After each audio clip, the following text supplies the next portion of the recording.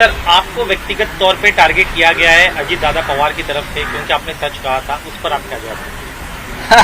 अगर मैंने सच कहा है इसलिए मुझे कोई टारगेट करता है तो मैं मानता हूं कि मैं सच बोलता रहूंगा और सच कहता रहूंगा। और मुझे किसी ने टारगेट किया है इसके लिए मैं पीछे हटने वाला आदमी नहीं हूं। मैं हमेशा सच ही बोलता हूं। मैं किसी के बाप को डरता नहीं। ठीक है सर, इसका अर्थ ये है कि आपने सामना में जो लिखा था वो एक एक शब्द सही था अबाउट प्रेशर के एनसीपी के विधायकों पर दबाव। आज जरूर सामना हमेशा सच लिखता और बोलता है, इसमें छुपाने की क्या बात है। आप जाकर पूछिए हसन मुश्ती साहब को उनके ऊपर प्रेशर है क्या नहीं। आप जाकर पूछे अनिल देशमुख जी को उनके ऊपर प्रेशर है क्या नहीं। आप जाकर पूछे जितेंद्र आवाड़ जी को उनके ऊपर प्रेशर है क्या नहीं।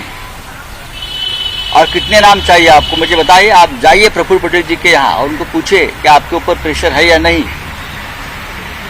जिस तरह से जांच एजेंसी सेंट्रल प्रेशर बनाकर फिर बीजेपी ऑपरेशन कर रही है, उसके ऊपर अगर हमारे जैसे लोग बोलते हैं तो जरूर बीजेपी को गुस्सा होना चाहिए और किसी को गुस्सा होने की जरूरत नहीं है। लेकिन सर, अजीत दादा अपने बयानों से आप पर सवाल खड़े कर, आपकी विश्वसनीयता पर सवाल खड़े कर, वो क्या कर सकते हैं। मेरी पवार साहब खड़े कर सकते हैं। शरद पवार साहब की बात नहीं मानूंगा। सर, जिस तरह से एक सवाल ये है कि कल अजीत दादा ने जो सफाई दी उसमें कहा कि जो मुखपत्र में आप लिखे उनको अपनी पार्टी के बारे में लिखना। क्या लिखे हैं आपको मालूम है मैंने क्या लिखा है? उनका कहना है कि क्या लिखा है। आपने कहा था कि इस तरह के ऑपरेशन होने वाले हैं। तो उसमें गलत क्या है? ये क्या किसी पार्टी के बारे में मैंने कहा कि ये महाराष्ट्र में अपोजिशन को तोड़ने की कोशिश हो रही है। ये सच है या झूठ है, ये अजीत दादा ने बताना चाहिए। क्या शिवसेना को नहीं तोड़ा? क्या एनसीपी के ऊपर हमले नहीं हो रहे?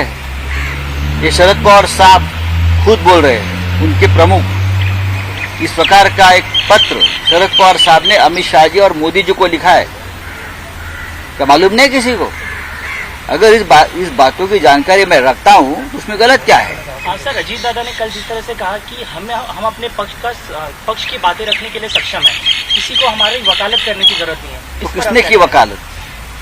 वो कह रहे आपने लिखा और हाँ मैंने लिखा है, और जरूर मैंने और लिखते रहूंगा, बोलता रहूंगा, मैं काम करता रहूंगा। क्या लिखा है मैंने गलत? अगर ये सच लिखा है, किसी को अंदर एक धारदार जो हमारा सच है टोकदार, वो किसी को चुभता है तो मैं क्या करूं?